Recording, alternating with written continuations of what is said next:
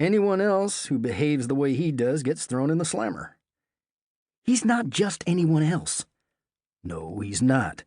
Did I fail to mention he resisted arrest? Deputy Harper is sporting a shiner this morning. I've wanted to slug Harp a few times myself, Lily said, looking toward the cell block as if the deputy was the last person she wanted to see this morning. I hope you brought Eli some clean clothes. He soiled himself. You'd piss yourself, too, if you saw what I did, his father called from his cell down the hallway. Nothing's wrong with his hearing, anyway. Flint muttered under his breath as Lily set a large brown paper bag with the clothing in it on his desk. Nothing's wrong with his mind, either, Eli called back. Flint shook his head and lowered his voice.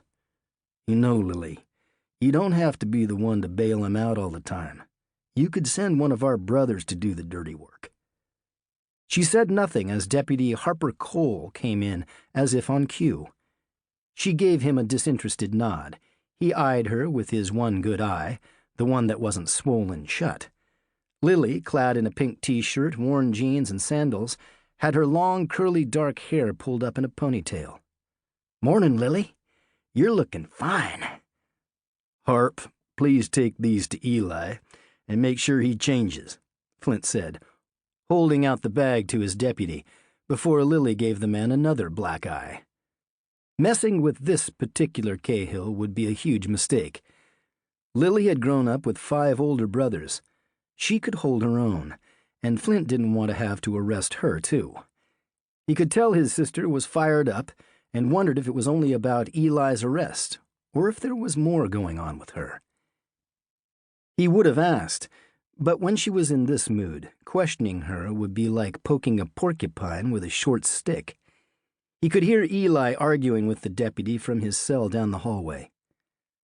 I'm telling you something has to be done about him, Flint said quietly to his sister. This was a matter they were going to have to deal with. He's fine. He's not fine. We can't keep putting our heads in the sand and pretending that he isn't getting worse. She shook her head. How about you stop arresting him? You know I can't do that. Fortunately, he spends most of his time up in the mountains. But every time he comes out... He sighed and ran a hand through his hair. The thick dark hair was something all of the Cahills shared, along with the gray eyes. You need to cut him some slack. What would be wrong with that? He's an old man. He's your old man. Flint shook his head as their father came out grumbling, but wearing clean clothes. He still looked wild from his full gray beard to those piercing light gray eyes, so like his own.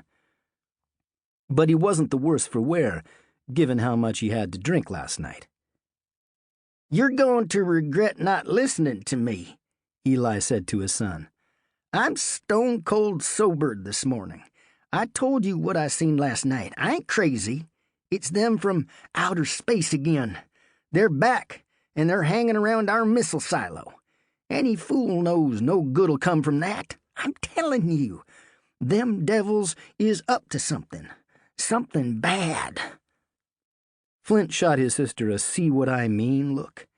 Back in the late 1950s, their grandfather had signed over a 2-acre plot of land in the middle of his ranch so the U.S. government could bury missiles in perpetuity for national defense. The U.S. Air Force had buried 1,000 Minuteman missiles 3 stories deep in ranch land just like theirs. A missile on constant alert and capable of delivering a 1.2 megaton nuclear warhead to a target in 30 minutes was still buried in their backyard. The program was called MAD, Mutually Assured Destruction. Eli believed it was that missile that had brought a UFO to their land back in 1967. He swore it landed, and aliens had taken him aboard their spaceship and did medical experiments on him. And that made him known as the biggest crackpot in the county. Come on, Dad, Lily said, sending a scowl at Flint. You must be hungry. Let's get you to my place. I want to go home, Eli said as they headed for the door. Home to my cabin.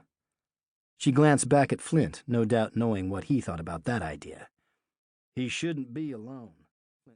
To keep listening to this audiobook, I've left you a link in the description so you can do it, at no cost thanks to Audible's 30-day free trial.